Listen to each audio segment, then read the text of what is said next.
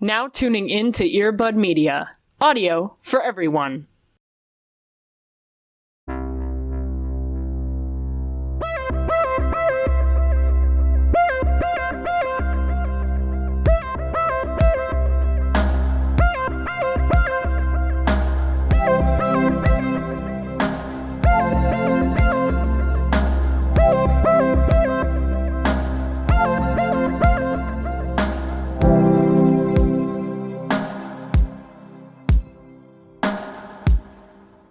Oh.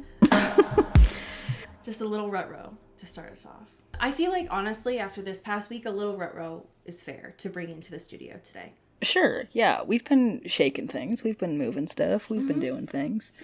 That's exactly right. We do have new stuff. When you are listening to this today, right, there should be new stuff that's there, right. Which is good. Hopefully it should be the same. Hopefully everything should not feel new. But it will be new for us because we will have a better back-end situation.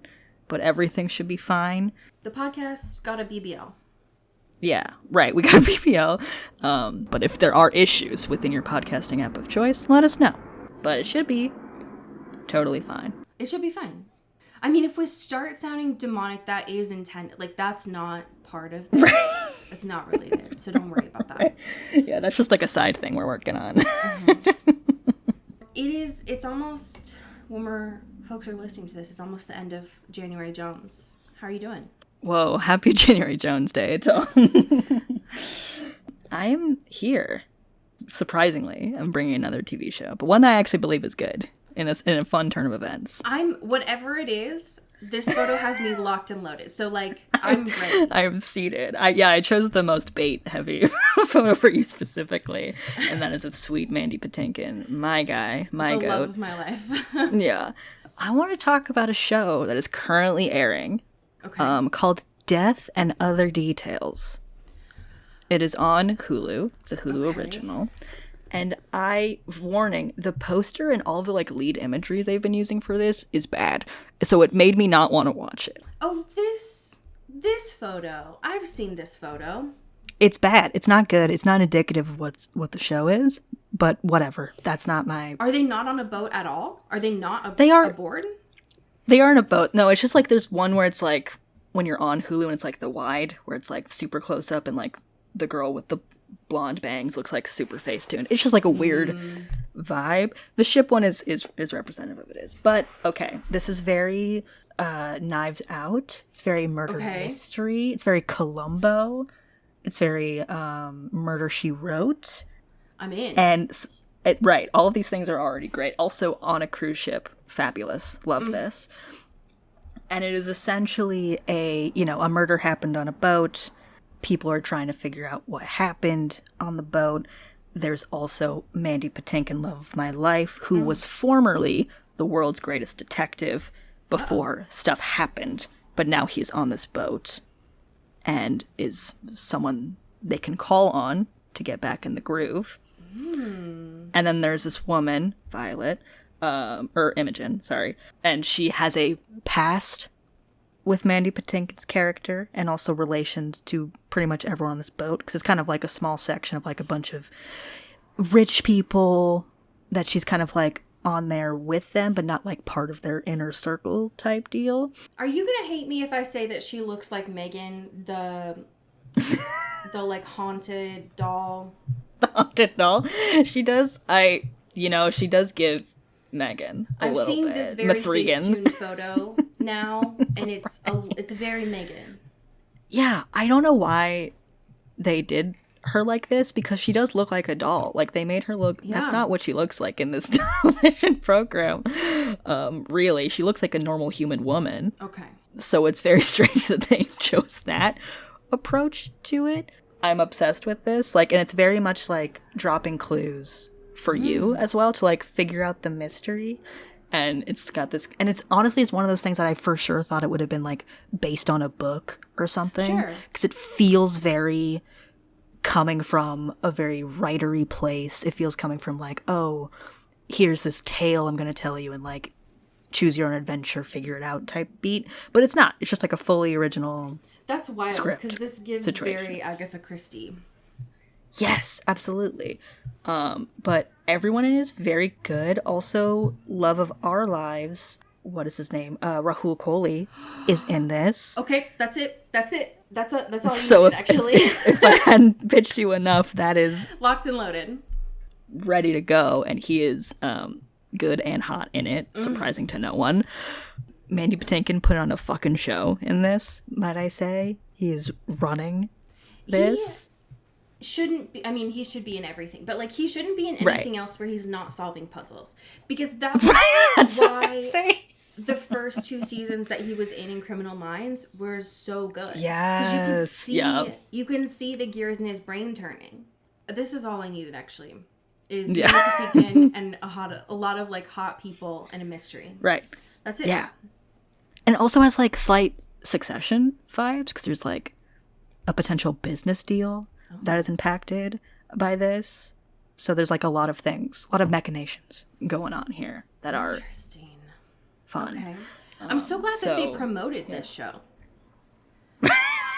I'm so glad that like me, their target demo, knew about this. Right. Yeah. Fucking Hulu. God. Yeah. Fucking fumbling it. But that's why I'm here. Okay. I'm doing free PR for Hulu Original. Not for Hulu, for Mandy Patinkin. That is true. How are you doing? I am persisting. I'm alive. I'm here. Love to hear that. Would like this month to be over. It's been a little too long for... I don't understand how this month is still going, but alas. In a shocking turn of events, I have a dropout product to talk about this week. Wow. I know. Let's go. I know.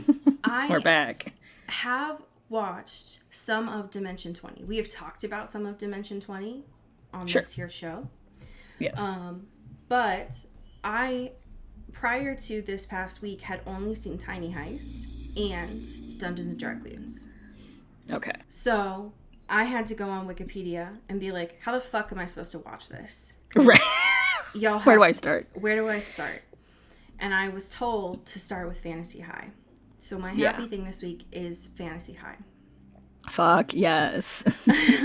Welcome. I'm here. I understand, as in a shocking turn of events to absolutely no one, I'm talking about people playing D&D.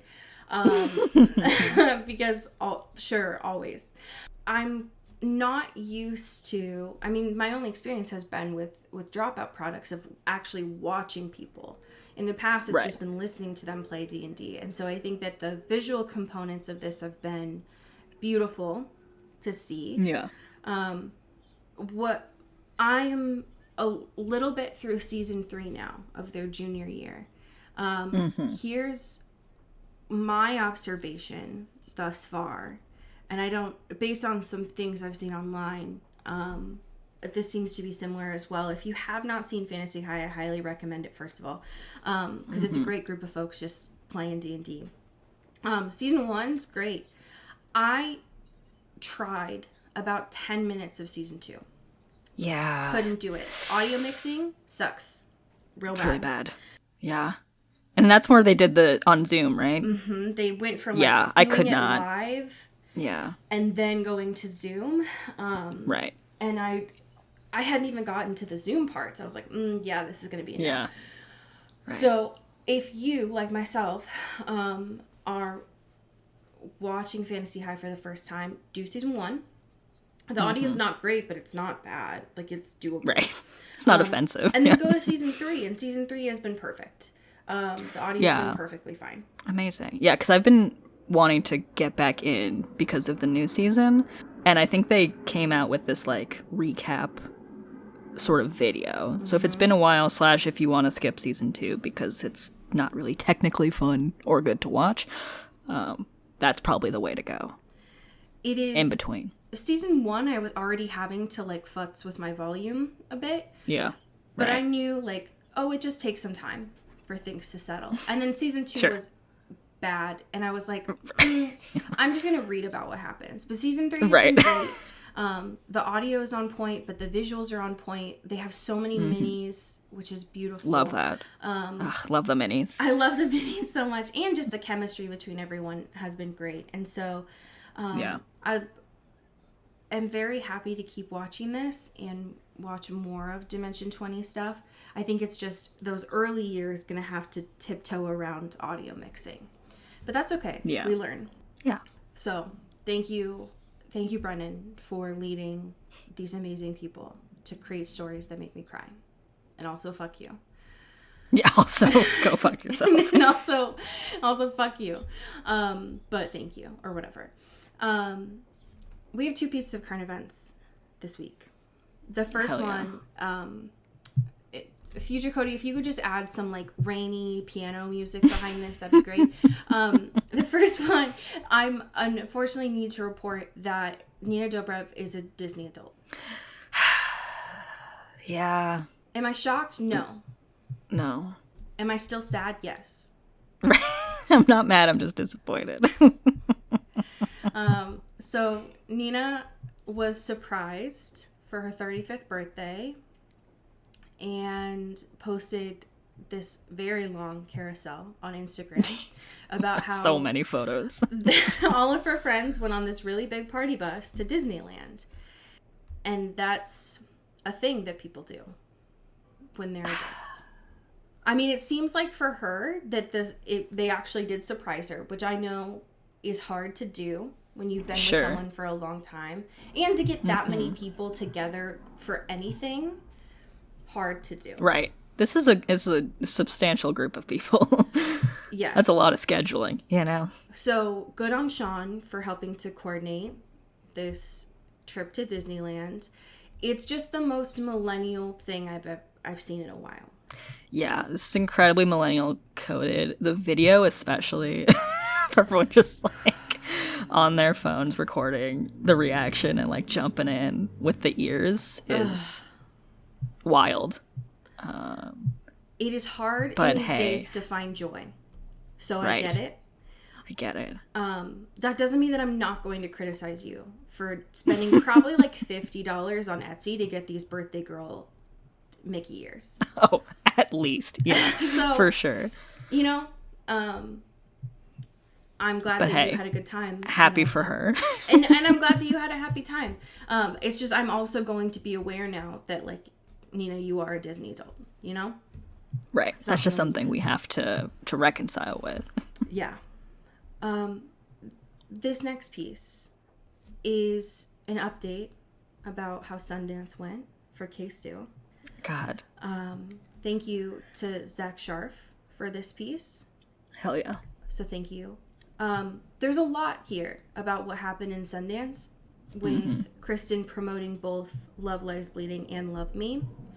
What I would love to draw your attention to is when Kristen is talking about this fight that happens between her and Jenna Malone. It's obviously in the, like, it's planned. It's in the movie. They didn't just, like, have major beef, though that would be hilarious. Right. Kristen goes on and talks about, like, how amazing Jenna is. But says in this, that Jenna shocked the pants off of her. She says, quote, "She screamed in my face in a way that was not even remotely scripted. It took me so far back that I fell on a bed and she landed on top of me and started pummeling me. I've looked up to her as a sister, but from a distance. You know, when you see people on screen and you're like, I feel like I know you, we had some historical admiration." Okay. If this is in the movie, I am going to... I already knew that this movie was going to pass away. I already knew that this movie was going to make me pass away, but seeing my two loves fight each other is going to be very important to me personally. Yeah. God. I'm so excited. I've started to see reviews coming out about it, and I don't want to read too many of them because I don't want to get spoiled. Yeah. But all of the ones that I've seen about Love Lies Bleeding and Love Me, actually, have just been nothing but good things from Sundance. God, I'm so excited. I'm so excited. So just give them to me, please and thank you. Please and thank you. That's all I want. God. And you also, did expeditiously. Yes. I would like someone to give me that copy of Love Lies Bleeding, and I would like someone to like distribute Love Me so that people can see it. That'd be great. Yes, please. Thank you. Please and thank you. So last week we had an episode that we talked about. The recap didn't help me remember what we talked about for There Goes the Neighborhood. Yeah. The recap was all like, hey, these people from the tomb, they escaped. Rip. Hey, remember that Rick died. Ooh. Anyways. All I remember from last week was that, like, Frederick was trying to start some shit. And Harper was like, right. no. And then also, like, the boys got beat up in their own house. Which is embarrassing for them. Yeah, it's honestly so sick and twisted. Yeah. How did you feel about this week? Let the right one in. Let the right one in. There's a lot happening here. Mm-hmm. We're getting a lot more of the Anna Jeremy situation. A lot, yes. Because, you know, Jeremy's sad emo boy and wants to be vampire. He's so baby girl. He's baby girling. He's max baby girling right now. Yes. In here. Nat 20 baby girl. Right. Right, with extra points of charisma. And Anna's like, hey, sweet baby, I am not gonna do that for you, because, like, I either need to be, like, in love with you, or, you know, you gotta be worth it, and I don't think this is gonna be good for either of us, so right. Sorry, bud. And he's like, come up with a reason that stinks. At the start of this episode about why he wants to be a vampire. And right. Anna has the audacity in part of this episode to be like, oh, this is just a transactional relationship now? As if Homegirl did not start this off in the library, like tracked him. Right, yeah, you initiated this transactional relationship, girl. Come on now. Don't get mad at him when he starts to figure out your game and does it back. But he can't come up with a reason. And what I realize now, based on the end of this episode, is he knew he just didn't want to say, which is fucked up. Right. Yeah. But I did love that Anna was like, I'm not going to turn someone who's learned everything that they know about vampires from Netflix. Which, like, savage. But also, he did do scholarly research. He did. For the record. Primary sources. Like, yeah, don't insult his sources and his research. Yes, he was Googling, for sure. Right. Yes, he was on the forums, for sure. But he was also in the library. He was hitting the books, okay? You can't say that he's not well-researched in the context of, like, Mystic Falls lore. Right, exactly. Right, yeah. He's just very naive. And, I mean, it's probably for the best that he is with Anna in these scenes, because she has a modicum of a conscience and doesn't, one, just immediately kill him. Right. Two, doesn't immediately turn him. And then three is like, hey, thanks for trying to give me this bracelet that obviously, like, has vervain. I know I can't touch it or anything, but, like, maybe you should keep that on. Right. So, like, she does kind of care about him. Yeah. But, I mean, if this had been what we see with Pearl, but, like, if it had been even, like, Frederick, Homeboy would not be here. Right. Which is not great. Yeah. Yeah. I love, too, that in this little back and forth, she's like, actually, Dracula, like, smelled really bad. He was really stinky, or showered. And, like, Jeremy has this look in his eyes where he's kind of like, oh my god, did you know him? You know, like, there's some kind of, like, fangirl situation going on there that I really appreciated. He is going to be the death of me, actually. Yeah. Yeah, 100%. And that is a problem. Because I was afraid of what happens at the end of this episode, of, like, I was afraid for when he found, one, when the town found out, but, like, when he found out about what actually happened to Vicky. I hate it. I was nervous about it, and I was like, oh no, this is incredibly painful. And I didn't. Yeah. I regret thinking about this a little bit. But I love him, and I'm very grateful that Jeremy exists. It's not helping the fact that Bonnie's still gone, though. Yeah. Listen, I I need to file a missing persons report, because at this point, it's been eons, and I'm nervous. I'm worried. Yes. Where is she?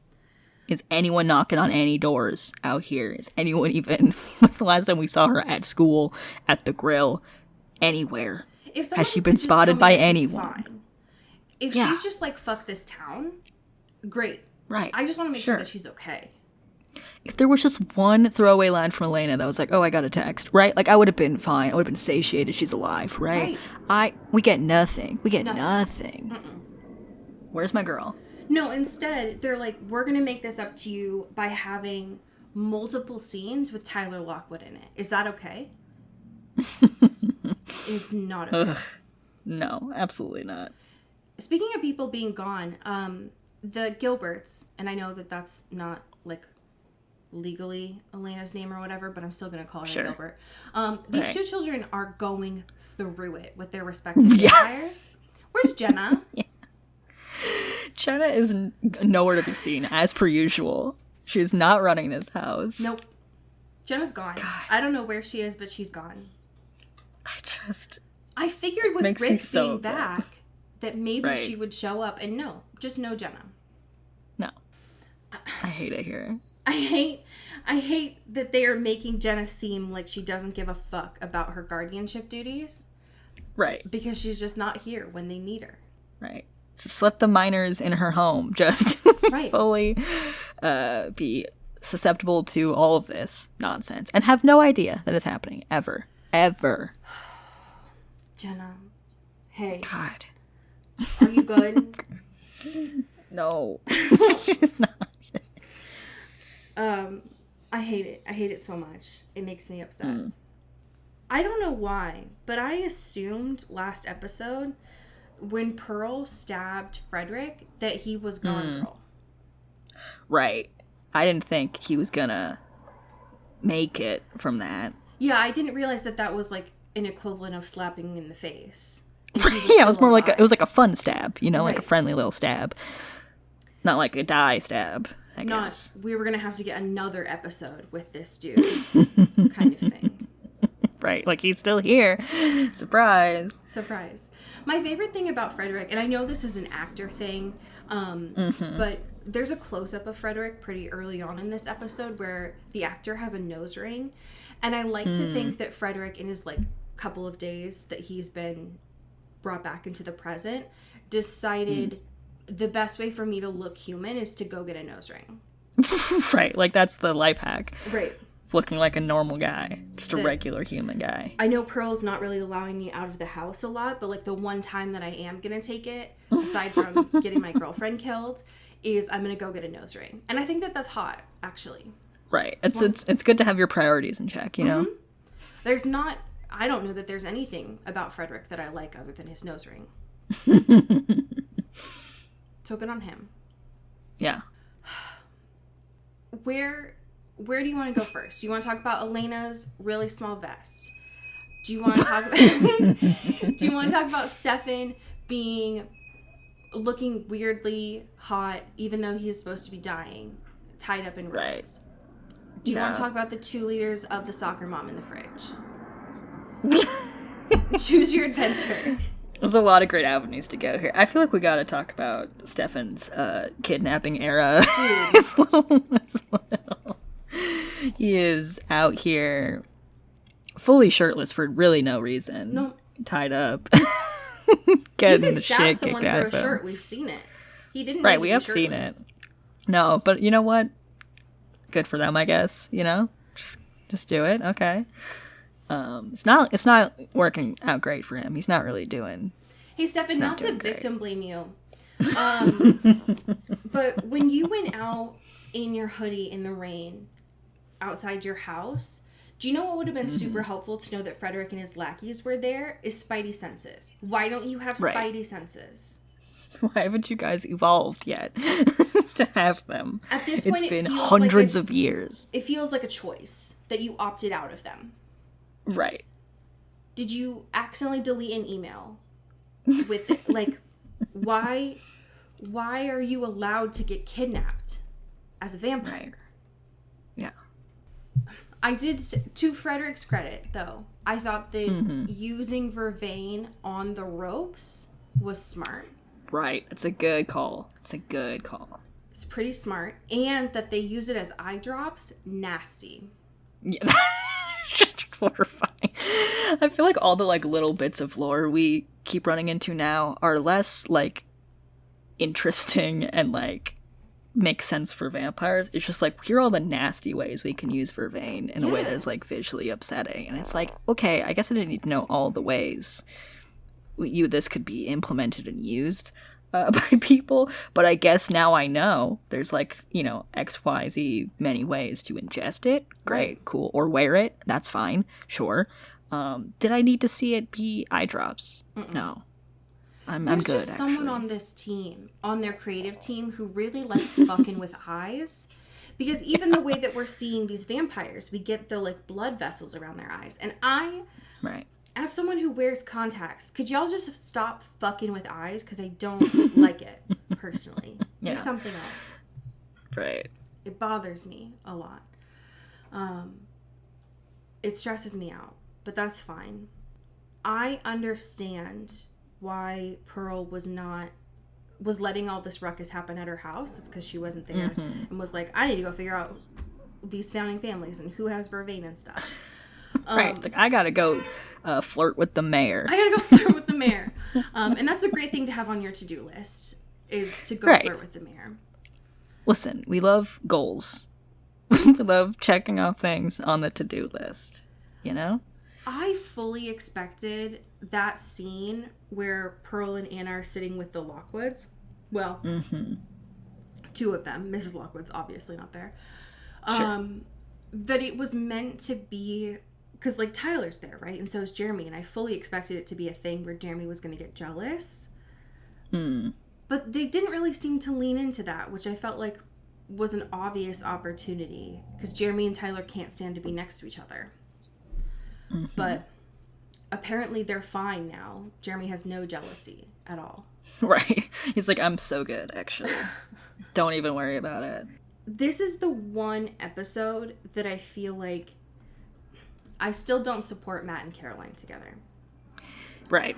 But I think that Caroline, I'm glad that she was in this episode, and the things that they were showing on screen had a plot purpose. Right. It wasn't just, I'm Caroline. Right. And I am going to be used by men as some sort of tool. Right. Or be in a relationship. And it's like, okay, got it. Need a little bit more from you, girl. Like, I'm rooting for you. I want there to be more here. Unfortunate that it has to be like, oh, I've discovered, like, I got my car stuck and it's really fucked up, and now also here's a human arm. That's cool. Yeah. It is unfortunate. I do appreciate the lore that we get, though. That the only reason that she had to go out into the storm was to go to her dad's boyfriend's daughter's birthday. Right. Because what the fuck? The line of succession there is, very specific. But to have her, that scene at the end was so rude for no reason. Where, like, because we don't know who the body is, and then we just see her again with her mom. Yeah. But it makes sense, right? Because why else would Matt's mom come back a couple of episodes ago, other than she needs to be the one to, like, deal with Vicky, right? Right. So to have Caroline, who's, like, anxious attachment, has been, throughout these past 17 episodes, a mostly flat character. Right. To have her, like, desperately trying to make Matt love her while he is very obviously grieving his sister's death. And then to have him fucking turn around and see Elena and then break down. Oop. And hug her and not have touched Caroline at all. Rude. Yeah. She didn't need that. Right. Caroline did not need Throw that. her a bone. Come on. For real. She's already so insecure about this relationship. She's insecure about everything. Right. She always thinks she's number 2, and sometimes she is. She is. For the record. And that's not helping. Okay? No. Can we just get her a little support here? Oh, God. It was so painful for no reason. And to find out that, like, I would have been content with Damon having been fucking with Matt and Jeremy's brains if Vicky had just been, like, gone away, right? They just thought, like, oh, we took the dog to the farm. Right. Right. Yeah, he's happy there, you know? So don't worry about it. You just... that, like, there's, like, 6 of these people in this really small house that the Donovans have. Jeremy is coming to terms now with, like, a little bit of what he remembers. And then as soon as he's, like, away from the Donovans, he's away from Elena, just, like, completely starts tearing up all of his research. Yeah. Just, what's your damage, writers? Like, what's wrong with you all, you know? Yeah. Right. But unfortunately, Anna has to figure out that he only wanted to change so that he could be with Vicky, which is not anything now. Right. But fucking, she's gonna do it anyways, just to spite her mom. Right. Maybe. It's like, girly. Right. I love that she just, like, as soon as she realizes, he's like, oh man, breaking news. They found Vicky, and and she's like, oh, so you, even though she's been negging him the entire time, she's like, oh, so you didn't want to turn for me? Interesting. I'm gonna disappear into the night, like, out the window. And it's like, come on, man. And then have these texts being like, all right, my mom's being a huge bitch, so I'm just gonna do this because I'm a rebellious teen. Fuck you. Also, it is the amount of whiplash these two go through of, like, he wants to turn, she doesn't want to do it. Right. He wants to turn, she does want to do it. He doesn't want to turn now, she doesn't want to, like, can y'all just make up your mind, please? We're not really getting on the same alignment at any point here. No. So maybe we just, like, move the dials a little bit one way. We'll be there. Also, the pearl slap on Anna was... Oh my god. Visceral. I felt that through the screen. That was... Whew. Her name is Kelly Hu, the actress. She is so good. She is great. Yeah, she's doing a lot of work here. Because Pearl doesn't give a fuck about anyone. She's not scared of anyone because she's older. Not even her own daughter. She doesn't give a fuck about her daughter. She just has one singular mission. And I appreciate her for that. I think that's beautiful. She's got a plan. She's got things going on. She's got ambitions. If we've learned nothing from the show, it's that the Vampire Diaries might not know how to write women, except for when they're supposed to be, like, quote, evil. Right. Like, they know how to write evil women, just not, like, fully complex people. Yeah. I'll take what I can get, I guess.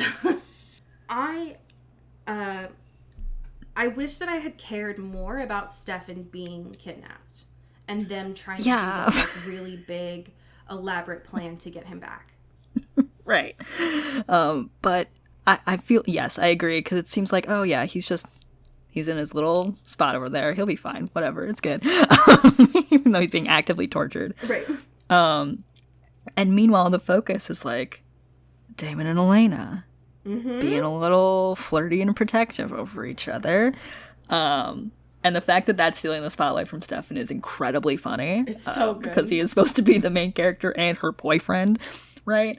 And meanwhile, Stefan's like, Damon is like, hey, I know you really want to be part of this mission, but I can't get distracted. And I also am known for fucking things up and not being able to protect people. Yeah. So I can't let you in there. Because then it's going to be my fault that everyone dies, because that's my cross to bear, and that's my life story, and and that's I'm not feeling me things. Admitting that I give a shit about you, Elena. I just need you to stay away because you piss me off.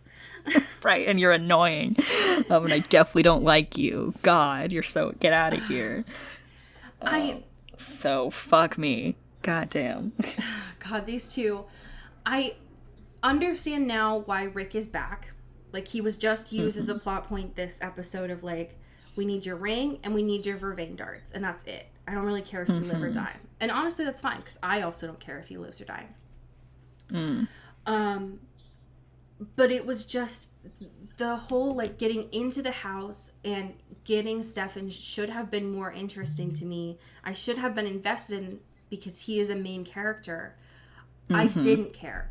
I cared about Harper. Right. Yeah. I think part of it for me was also like this episode, more than some of the others, is so visually dark that at times I couldn't tell what was happening. So that might have been it too. The CW right. It's was a little really hard to see. Yeah. But, I mean, he's out, even though Elena did the one thing she wasn't supposed to do, which was go in the house, start punching out windows, almost dying, distracting Damon. Things she's not supposed to be doing. Right. What I'm not sure about why they're doing is this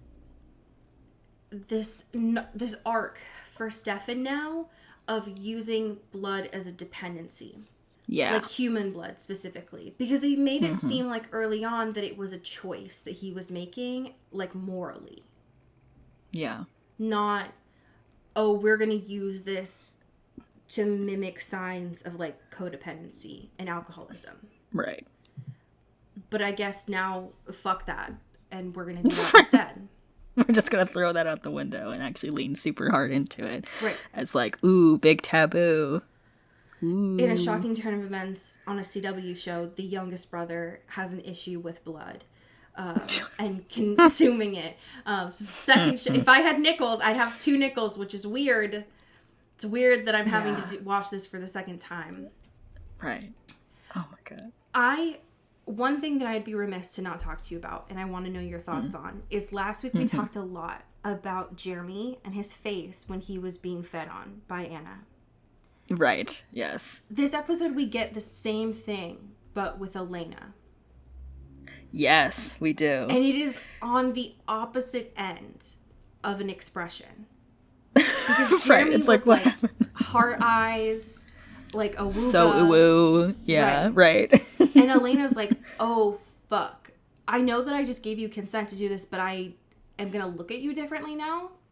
Right. Like, I'm having second thoughts for sure. I didn't realize this was what this was gonna feel like. I love that Elena's whole thing is like, actually, fuck this. Like, this seems like a really exhausting way to live. Yeah. I just want to do my hot girl shit as a human woman, and just do that. Like, y'all can have fun over here, but that seems like not fun or enjoyable for me, rather than this like erotic or pleasurable ecstasy thing.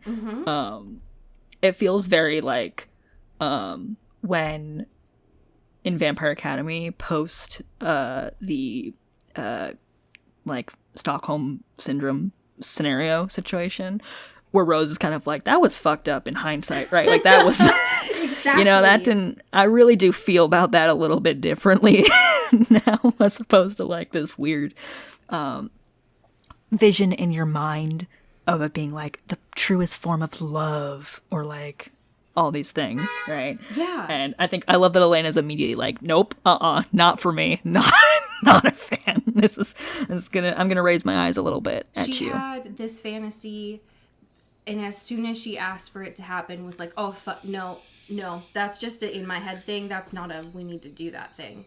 Right. I was projecting a lot of things onto this experience that was not actually what it was, and that's my bad. That's on me, you know?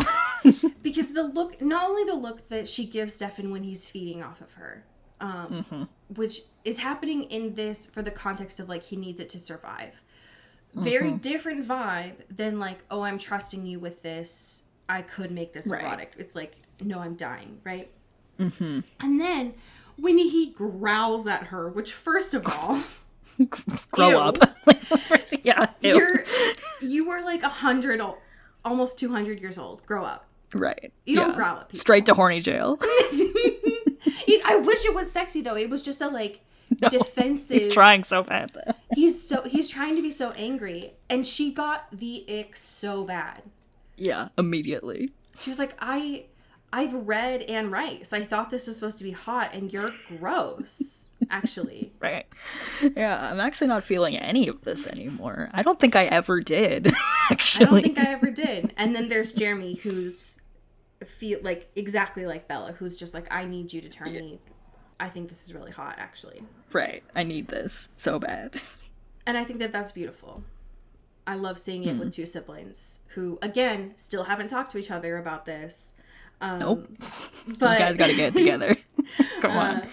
but are having very similar experiences on the opposite end of the emotions.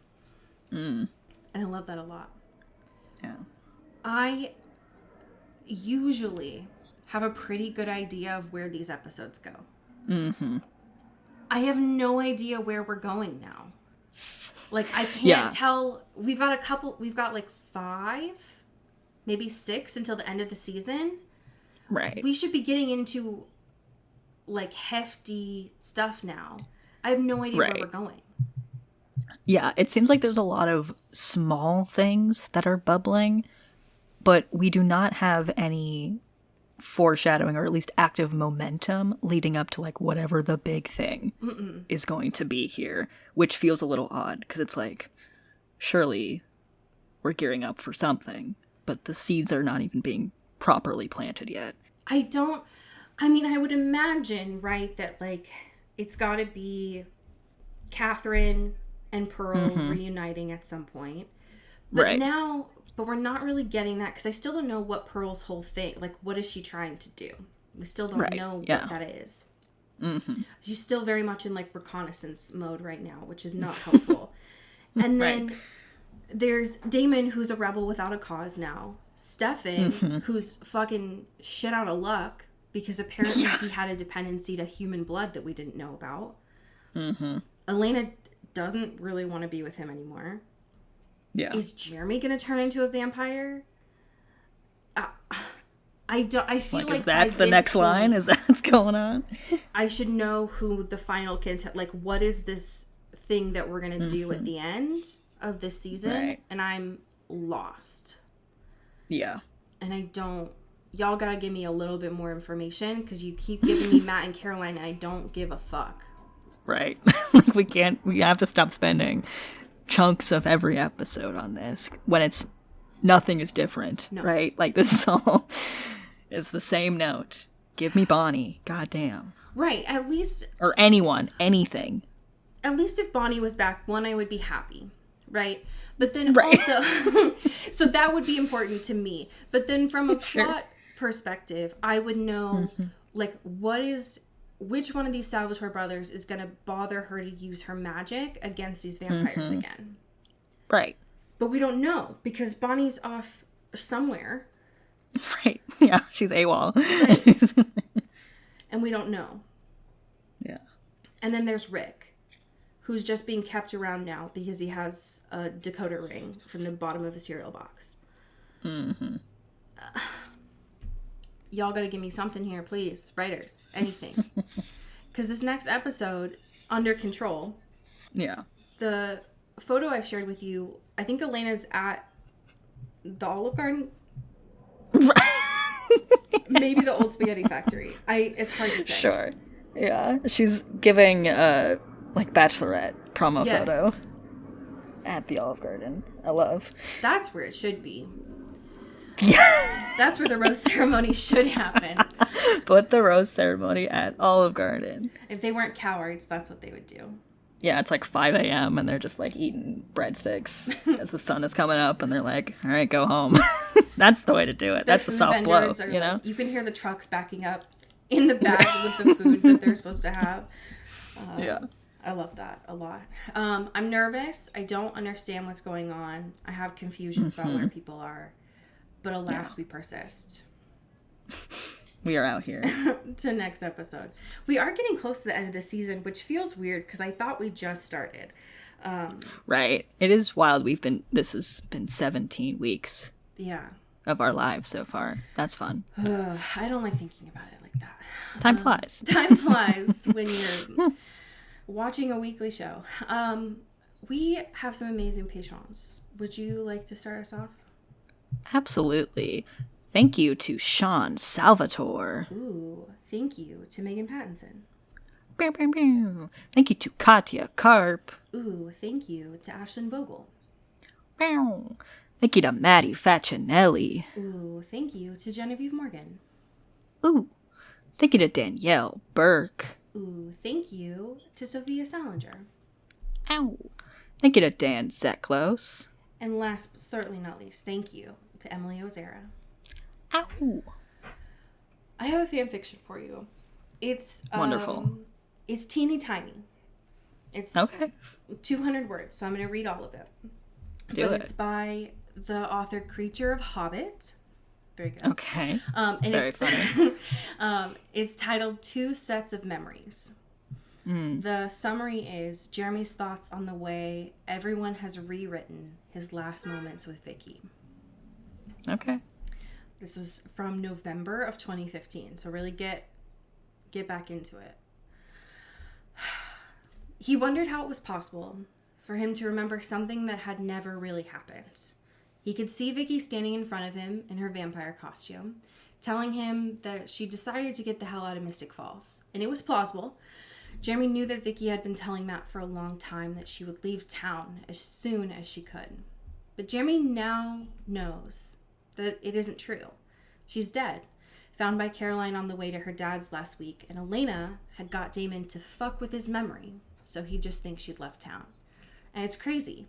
It's like he now has two sets of memories in his brain. Vicky telling him she's going to leave town, and Vicky lying dead in front of him with a stake through her heart. And it's only through reading Elena's journal that he can even be sure which of these really happened.